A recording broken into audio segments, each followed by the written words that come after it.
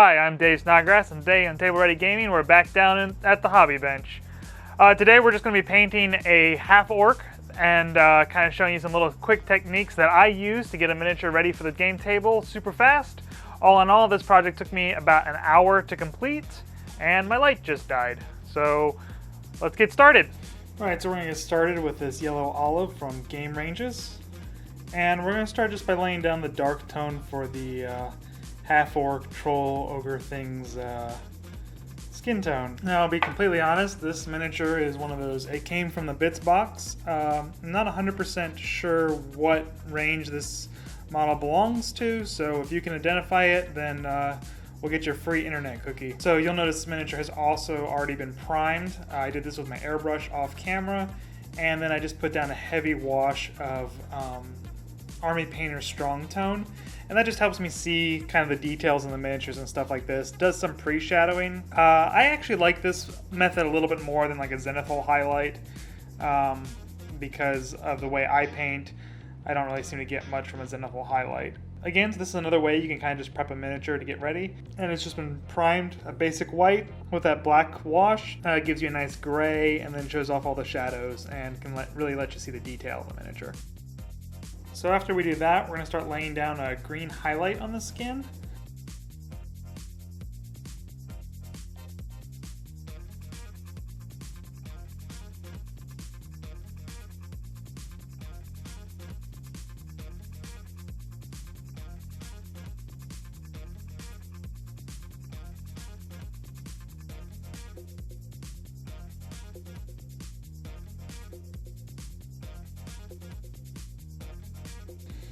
Then I mix that same color with a little bit of an off-white to give a really bright green, and we're going to do this for the very tips of the highlights, the nose, the mouth, and the knuckles, basically. And we just kind of tab it along the top there, and that gives a nice little contrast and brightness to the miniature.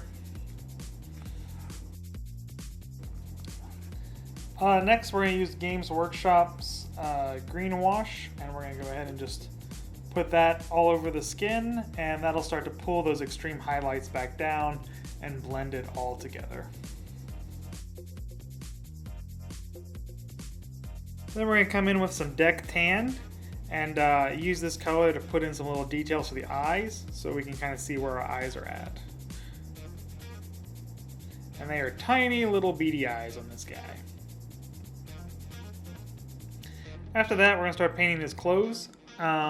I started with a Parasite Brown from Game Ranges. This is one of my favorite paints, and it's kind of one of my workhouse paints that I use. I think it gives you nice leather for armor, clothing, stuff like that. I use this paint almost on everything, it seems like.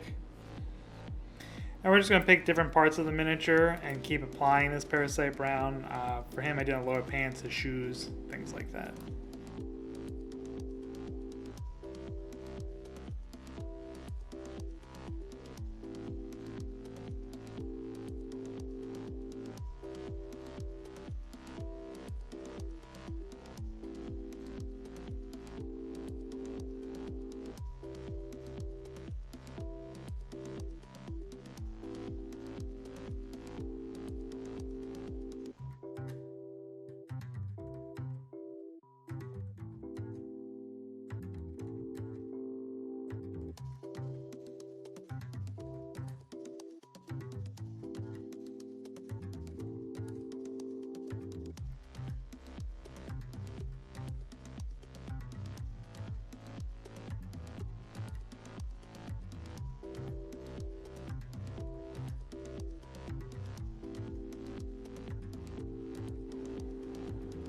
So then we're going to use this dark flesh tone, and we're going to start painting different parts of the model brown. So this just gives them kind of a two-tone leather look and breaks up, keeps the leather armor look going, but breaks it up so it's not all the same color.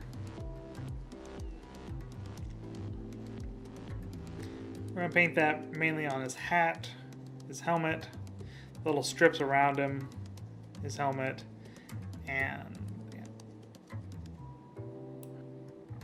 I am watering this paint down with a little bit of water, and I'm just using distilled water as my median for mixing this down. If you're getting started, don't feel like you have to invest in sort of like median to water your paints down. I painted with tap water for years. However, our water in the Midwest is a little hard, so personally I do find a little bit better consistency when I use distilled water, and it seems to keep my brushes longer than just using our water out of the tap. And since these are sable hair brushes, I do try to take care of them.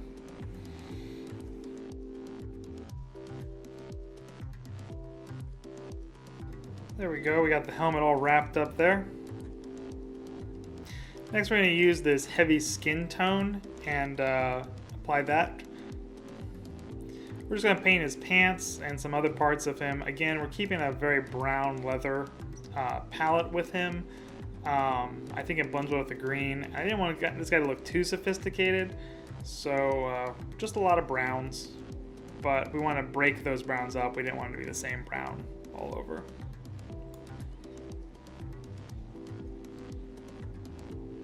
And again, this paint's just watered down with distilled water. Nothing too super fancy about it. And then we're also going to bring that brown into his sleeves and his arms.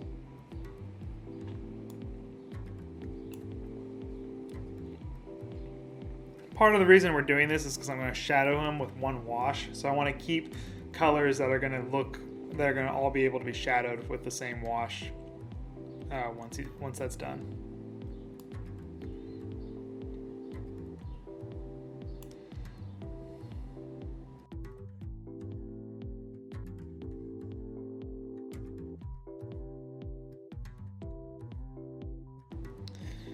And then we've decided to also use that same color on the little band around the top of his helmet.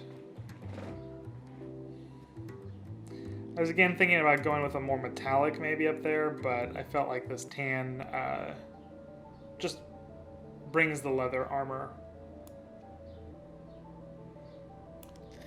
So then I went back with a yellow and brought his eyes out a little bit more.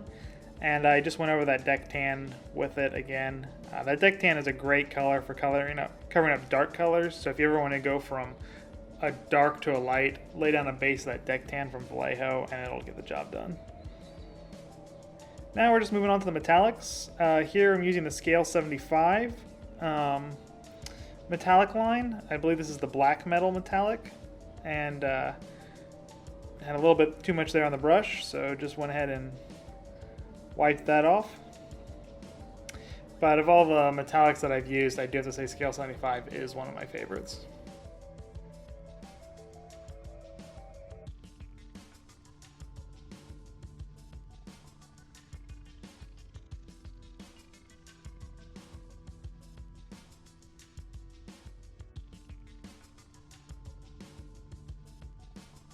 And we'll just go ahead and get the chainmail bits on his arms, his cleaver, and then the mace head with this metal.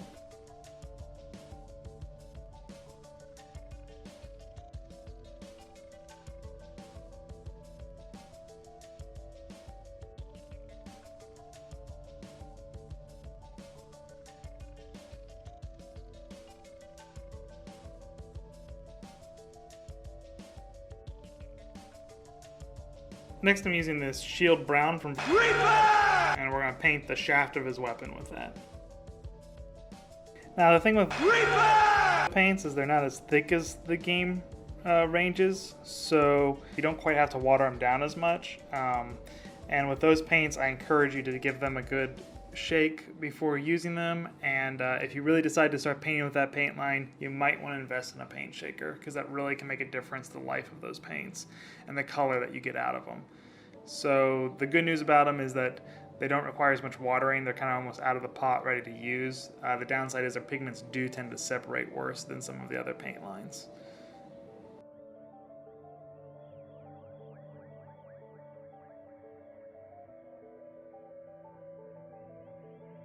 Next we're going to use the shadow stone, and that's going to be kind of our base for all our blacks that we're going to be using in this miniature. I'm going to start by painting this pelt cape thing that he's wearing. I'm just going to paint all that shadow stone brown, or shadow stone gray. If you do ever decide to paint black, I personally try not to use straight black on the miniature because it's very hard to shadow that once you do. You can only take it up from there. So I usually, if I'm going to do with blacks or grays, I start with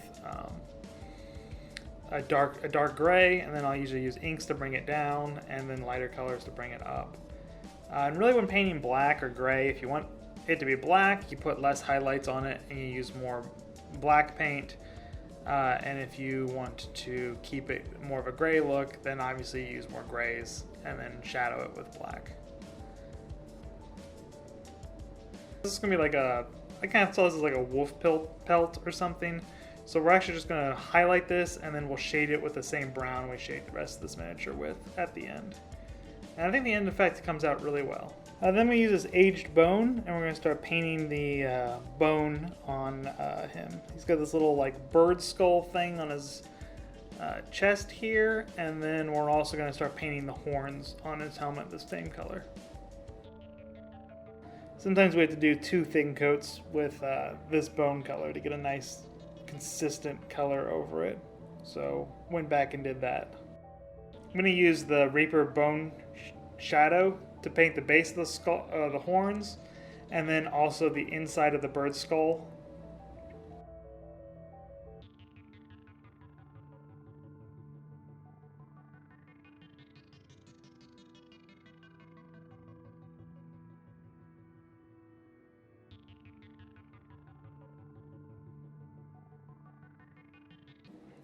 Then after that, I did use a wet blending technique to blend the aged bone with the bone shadow.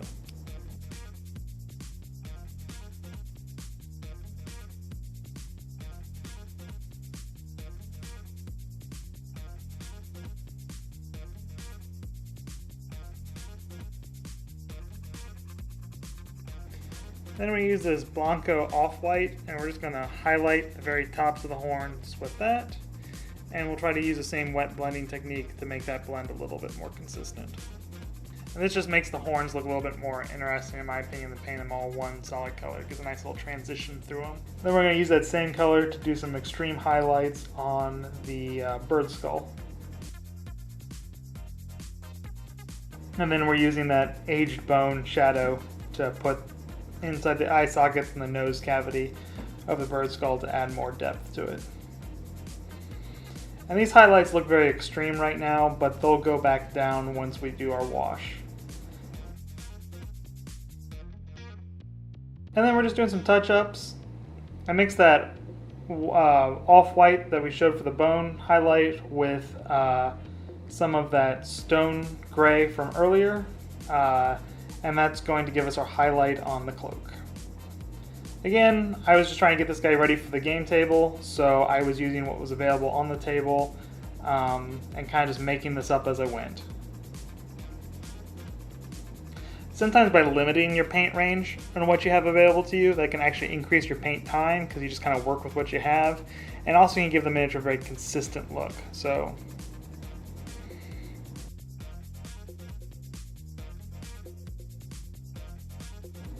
then we're just going to be using that deck tan. Again, this is one of my favorite paints for covering up dark colors to make it a light color, and we're just going to go ahead and paint that stitching in. I don't know what it is about the deck tan, but it has really nice coverage with its pigment, and so it's really good at covering up the dark colors with a light color. And I pretty much will base it anytime I've primed the miniature dark, but I want part of it to be a light color. Deck tan is, again, another one of my workhorse paints. I use it a ton, and I would encourage every painter to pick that up.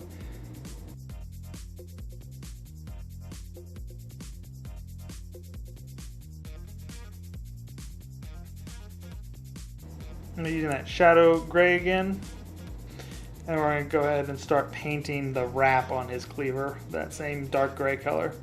I felt like the browns was just going to blend too much in with the wooden handle that we gave it. That is also one of the joys about painting fantasy miniatures, is there's not really any rhyme or reason to color that you have to stick with. Just as long as you think it looks nice, looks cool, then you're good to go. I pretty much paint all my miniatures with the rule cool in mind, and don't really worry about where gray or black leather might have come from for the time period.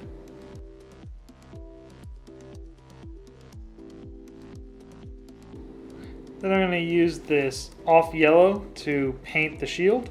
This is the same color yellow I used on the eyes. Again, it was just already on the paint bench and available, so that's why I decided to use it. And this one will have to go down in 2 thin coats. If I was thinking ahead, this probably would have been a good time to actually paint the shield that deck tanned and get a nice cream base coat for this, but didn't end up doing that. Again, just 2 thin coats to cover that rather than 1 thick coat.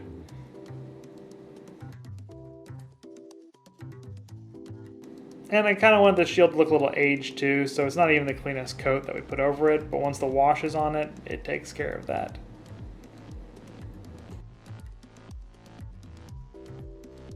Then we're going to use the green from before in a flesh tone, and this is going to add an extreme kind of highlight to the skin. I sometimes like working in a little bit more flesh tones for my green skinned monsters, especially where I think blood would be pulled tight to the skin. So usually I'll put it in the lip, their knuckles, and in this guy's nose. I think he even got a little bit of it too. I just start gradually adding more flesh color to it over time as I want to draw that color even brighter and brighter. He also had a few moles and pimples, and I thought this was a good way to make those things pop out. He is a low charisma, ugly SOB, so we won't make those pimples stand out. Also, this miniature had a lot of fun, just detail in it, so it was fun to just make those things pop out. Again, the skin I will not wash again with the brown. That's done. So these colors are going to stay really bright and really vibrant. And I think really just makes this miniature look good on the table. You know, just a little bit of a soapbox here, but in miniature painting, tabletop quality is generally seen as a lower quality of painting. I think that's a common misconception in my opinion. While absolutely showcase miniatures are gorgeous to look at, I do believe that tabletop is simply just another style of painting, not necessarily a lesser style. I think when you're painting for tabletop, you're painting for a different end game in mind. You know, this is a miniature that's got to look good from 2 to 3 feet away, not in a display case right up front. And also, I mean, I'd argue a fully painted army on a table is just as impressive as any sort of showcase painted or heavy metal painted miniature. And I definitely lean to more the tabletop quality because I like painting a lot of guys, and I have enough stuff on shelves. Now this is when the magic happens. This is the Army Painter Strong Tone, and I'm pretty much just going to wash this all over the miniature, straight out of the bottle. There's no diluting it or anything like that. And I washed it over everything except the skin, because I want the skin to remain extremely bright and pop. And this is where we're just going to put all our shadows and everything like this. Another great wash for this is Citadel's. I think it was Devinant Mud, but now it's Agrax Earthshade is another great thing for this. But personally, the Army Painter Strong Tone is a great way to do this effect.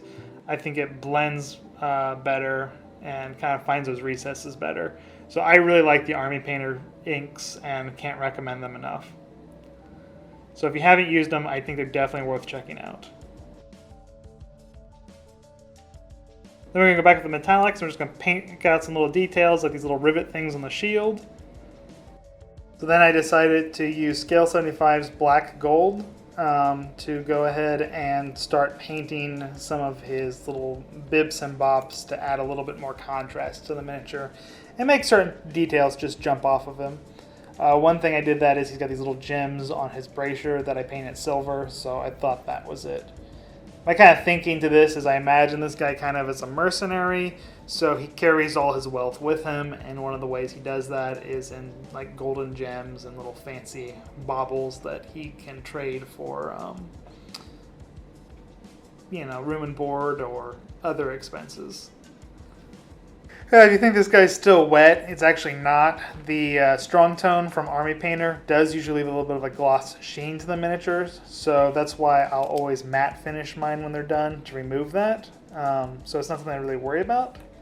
And then for this last step, I'm going to go in with Scale 75's Heavy Metal. This is a lighter metal than the black metal, and we're going to go ahead and just start highlighting some of the weapons and stuff like this. Alright, and so there it is. Once done, I went ahead and sealed it like I seal all my other pewter miniatures, based them, and we'll just go into the final shots now.